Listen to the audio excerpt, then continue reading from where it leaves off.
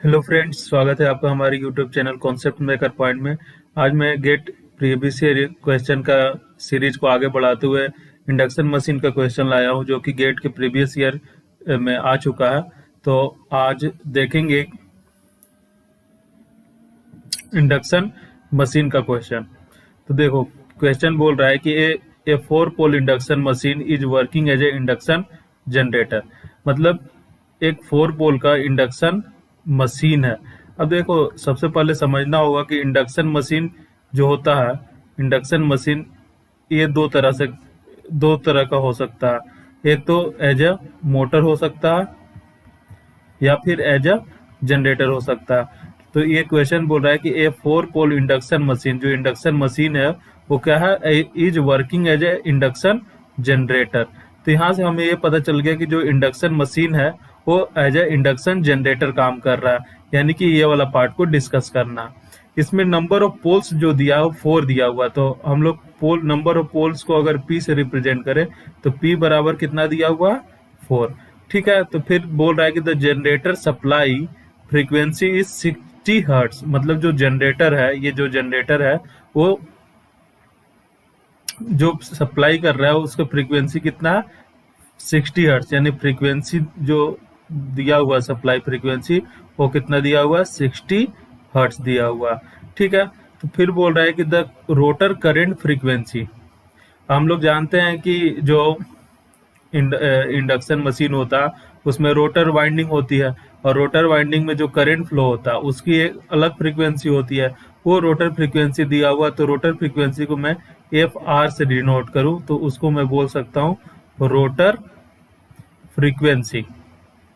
वो क्या हो गया, रोटर फ्रीक्वेंसी। वो कितना दिया हुआ है, रोटर फ्रीक्वेंसी दिया हुआ 5 हर्ट्ज।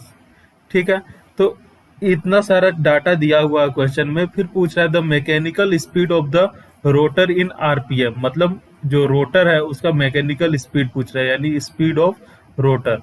तो उसको हम लोगों को निकालना है। ठीक है, तो अब हम लोग इस क्वेश्चन को कैसे सोल्व करेंगे उसको हम लोग देखते हैं।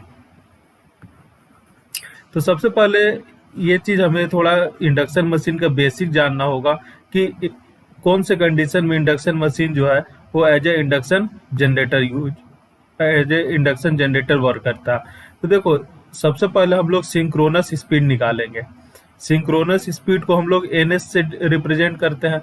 इसका फॉर्मूला होता है 120 एफ अपॉन पी। तो जो सिंक्रोनस स्पीड जो आएगा 120 एफ अपॉन पी होगा। जब हम लोग इसको फ्रीक्वेंसी को अगर हर्ट्स में रखेंगे तो ये हमें आरपीएम में मिलेगा। तो 120 सप्लाई फ्रीक्वेंसी कितना दिया हुआ, 60 हर्ट्स, तो मैं यहाँ 60 रख दूंगा। नंबर पी जो है नंबर ऑफ पोल है, तो पोल कितना दिया हुआ, 4। तो ये हमारा आ जाएगा 4 3 जा, यानी 1800 आरपीएम आ गया। तो यहाँ से हम लोग निकाल लिए सिंक्रोनस स्पीड। तो देखो, मैं ये चीज बताना चाह रहा था कि सबसे पहले हम लोग क्वेश्चन में सिंक्रोनस स्पीड निकाले। इससे ये पता चला कि जब इंडक्शन मशीन जो है, इंडक्शन मशीन जब इंडक्शन मशीन में जब रोटर का स्पीड जो होता है, जो रोटर का स्पीड जो है सिंक्रोनस स्पीड से ज्यादा होगा, तब वो एज अ जनरेटर यूज मतलब वर्क करता है। यानी कि जब एन आर जो है, एन आर मतलब rotor speed is greater than N S, synchronous speed से जब ज्यादा होगा रोटर का स्पीड, तब वो कैसे बिहेव करेगा, एज अ जनरेटर बिहेव करेगा। और जब एन आर का स्पीड यानी रोटर का स्पीड लेस देन रहेगा सिंक्रोनस स्पीड के, तब वो as a motor use work करेगा। ठीक है, तो इतना हमारा बेसिक कॉन्सेप्ट है कि अगर इंडक्शन मशीन में रोटर का स्पीड सिंक्रोनस स्पीड से ज्यादा होता तब वो एज अ जनरेटर वर्क करेगा। तो इस कंडीशन में ये N R greater than N S होगा, तो हम लोगों ने एन एस निकाल लिया। अब हम लोग जानते हैं कि जो रोटर फ्रीक्वेंसी होता है वो एस स्लीप टाइम्स होता है सप्लाई फ्रीक्वेंसी के। अब देखिए यहाँ से हम लोग निकाल सकते हैं कि जो रोटर फ्रीक्वेंसी वो कितना दिया हुआ है, 5 हर्ट्ज दिया हुआ है रोटर फ्रीक्वेंसी, और एस जो है स्लीप है, और सप्लाई फ्रीक्वेंसी कितना दिया हुआ है, 60 हर्ट्ज। तो मैं यहाँ 60 रख दूंगा। तो एस जो है, एस यानी कि स्लीप कितना मिल गया, 5 अपॉन 60, यानी कि 1 अपॉन 12। तो देखो, स्लीप हमें जो मिला वो कितना मिला, स्लिप जो हमें मिला वो मिला 1/12।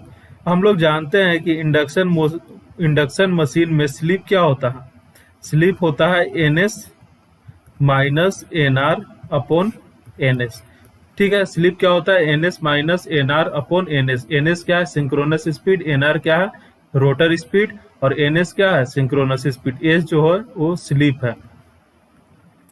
चूंकि ये इंडक्शन जनरेटर के तरफ बिहेव कर रहा है, इसलिए यहाँ पे स्लिप की वैल्यू क्या होगी, नेगेटिव होगी, यानी S की वैल्यू -1/12 लिख दूंगा यहाँ से, NS minus NR upon NS। ठीक है, अब यहाँ लोग क्या गलती, थोड़ा सा मिस्टेक, मतलब गलती नहीं, अपने थोड़ा सा लेंदी बना देते हैं क्वेश्चन को। यहाँ S की वैल्यू 1/12 आया तो उसको डिवाइड करने लगेंगे कि 12, 1 को 12 से डिवाइड करो, पूरा डेसिमल में नंबर आएगा, वो टाइम कंज्यूमिंग है, वैसा अपने को नहीं करना है। अपने को जो n की वैल्यू आई है, S की वैल्यू आई है 1/12, वही रखेंगे। अब आगे इससे देखेंगे कि कैसे ये और आसानी हो जाए। मैं NS को इधर मल्टीप्लाई करूंगा तो क्या क्या मिलेगा हमें, minus NS is equal to 12NS minus 12NR। अब मैं NS को एक साइड ले गया, तो NS को अगर एक साइड ले जाएंगे तो कितना हो जाएगा, इसको इस साइड ले जाऊंगा तो 12NR बराबर NS इधर आ जाएगा तो 13NS। तो मैं यहाँ से NR निकाल लूंगा, कितना आ जाएगा 13/12 NS, और NS की वैल्यू कितनी निकली है 1800, यानी कि 1800। तो ये 6 2 जा 12 और 6 3 जा 13, ये चला जाएगा कितना 150। तो 150 इंटू 30 कितना होता 1950 RPM। तो ये हमारा निकल गया रोटर स्पीड। तो देखो क्वेश्चन में ऑप्शन सी नंबर जो है वो 1950 है, तो ये आंसर हो जाएगा। तो आप एक देख सकते हैं कि जो इंडक्शन मशीन का जो इंडक्शन जनरेटर का क्वेश्चन है, इस तरह से हम लोग रोटर का स्पीड निकाल सकते हैं। तो इस जो मैकेनिक रोटर का स्पीड पूछा था RPM में, वो कितना आ गया 1950। तो इस तरह से हम लोग आंसर निकाल सकते हैं। तो रोटर स्पीड कितना आ गया 1950, यानी 1950। तो अगर आपको ये वीडियो पसंद आया हो तो लाइक करें, सब्सक्राइब करें, और बाकी लोगों में भी, अपने फ्रेंड्स में लोगों को शेयर करें इस वीडियो, ताकि उन्हें भी इस कॉन्सेप्ट का लाभ मिल सके। Thank you.